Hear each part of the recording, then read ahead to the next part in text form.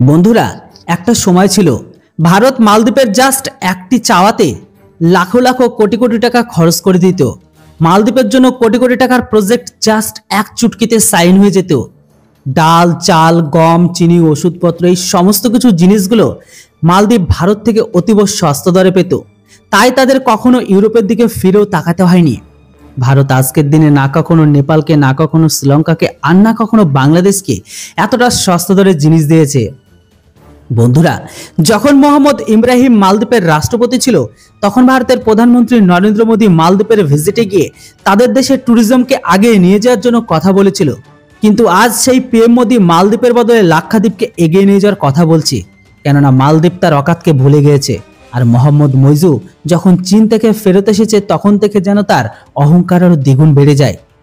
গত পরশুদিন আমি আপনাদের একটি ভিডিও বানিয়ে বলেছিলাম যে মোহাম্মদ মইজু চীন থেকে ফিরে 15 মার্চ পর্যন্ত ভারতকে সময় দিয়েছে, যেন ভারত তাদের 77 জন সেনাবাহিনীকে ভারতে ফিরিয়ে নিয়ে আসে, মানে মালদ্বীপ থেকে বের করে নিয়ে আসে। এই মইজু চীনে যাওয়ার আগে ভারতের সাথে তারা রক্ষা সহযোগীকে বাড়ানোর কথা বলেছিল। এখন সে ভারতের সেনাবাহিনীকে বাইরে বের করে দেওয়ার জন্য উঠে পড়ে লেগেছে। মানে চীন মোহাম্মদকে তাদের দেশে কোন সুপকে খাওয়িয়েছে সেটা আপনারা ভালো করে বুঝতে পারছেন, সেটা তার স্টেটমেন্টে স্পষ্ট করে দিচ্ছে। যেটাই হোক, চীন থেকে ফেরার পর মালদ্বীপ যেমন ভারতকে আলটিমেটাম দিয়েছে, তো তখন ভারত মালদ্বীপকে তাগড়া ঝটকা দেওয়া শুরু করে।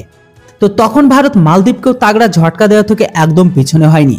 যদিও ভারত আর মালদ্বীপের মাঝে সম্পর্ক খারাপ হওয়ার পরে থেকে ভারত মালদ্বীপকে অনেক ঝটকা তো আগে থেকে দিতে শুরু করেছে, তবে এই ঝটকাটা সব থেকে বেশি স্পেশাল। আপনারা তো সবাই জানেন মালদ্বীপ ছোট ছোট দ্বীপ নিয়ে তৈরি হওয়া একটি আইল্যান্ড। এখানে বিদ্যুৎ পৌঁছানো কতটা কঠিন ব্যাপার বা এতটাও সহজ নয়।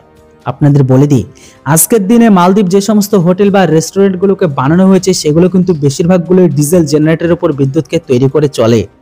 কিন্তু এটা অনেক কস্টলি, কেননা যেখানে ডিজেল দিনের পর দিন দাম বেড়ে চলেছে, উপর থেকে এটিকে ট্রান্সপোর্ট করার জন্য আরও অনেক চার্জ লাগে।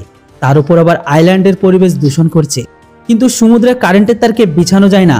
আর ঠিক এই কারণে মোহাম্মদ ইব্রাহিম যখন মালদ্বীপের রাষ্ট্রপতি ছিল, তখন এটিকে মাথায় রেখে উনি ভারতের সাথে সৌরশক্তি কিনে একটা ডিল করে, যেটির অনুসারে মালদ্বীপ ভারত থেকে প্রচুর পরিমাণে সৌরসেলকে কিনে মালদ্বীপের ঘরের ভেতরে প্রচুর পরিমাণে সৌর এনার্জিকে তৈরি করতে পারে। বলা হচ্ছে এই ডিলটি প্রায় 600 কোটির আশেপাশে। আপনাদের বলে দিই, এই সৌর প্যানেলের প্রথমের দিকে ইনস্টলমেন্টে বা ইনভেস্টমেন্টে খরচ অনেক বেশি।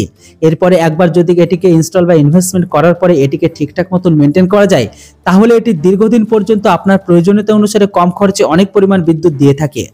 এমনকি ভারত ডিসকাউন্টের ওপর মালদ্বীপকে সোলার প্যানেল দিতে চেয়েছিল, এখন তার সেটা একদমই হবে না। তো বন্ধুরা, এখনকার পাওয়া খবর অনুসারে জানা যাচ্ছে ভারত মালদ্বীপের সাথে সমস্ত ডিলকে একদম শেষ করে, মানে এন্ড করে দিয়েছে। কেননা যতদিন পর্যন্ত ইন্ডিয়া আউট ক্যাম্পেইনের এই সমস্যার সমাধান না হবে, ততদিন পর্যন্ত ভারত মালদ্বীপকে কোনো আধিকারিক মালদ্বীপে ভিজিটও করবে না, আর না ভারতের কোনো জিনিসপত্র মালদ্বীপে এক্সপোর্ট হবে। আর ঠিক এই কারণে মালদ্বীপের পূর্ব রাষ্ট্রপতি মোহাম্মদ ইব্রাহিমের কার্যালয়ে এই সৌর প্যানেলের ডিলটি সম্পূর্ণভাবে স্টপ হয়ে যায়। আর ঠিক এই কারণে মালদ্বীপকে এখন শুধুমাত্র ডিজেলের উপর ভর করে তাদের কারেন্টকে তৈরি করতে হবে, যেটা অনেক কস্টলি। তবে এখানে ইন্টারেস্টিং ব্যাপার এটাই যে কাঁচা তেলও মালদ্বীপ ভারত থেকে কেনে। তাই এখন মালদ্বীপ লোকেদের ভেতরে প্রশ্ন তো একটা অবশ্যই আসবে যে কার মুখ দেখে বা কার কথা ভেবে মোহাম্মদ মইজুকে তাদের দেশের রাষ্ট্রপতি বানিয়েছে, যে রাষ্ট্রপতি হওয়ার মাত্র 3 মাসের মধ্যে মালদ্বীপকে কাঁদিয়ে ছাড়ছে।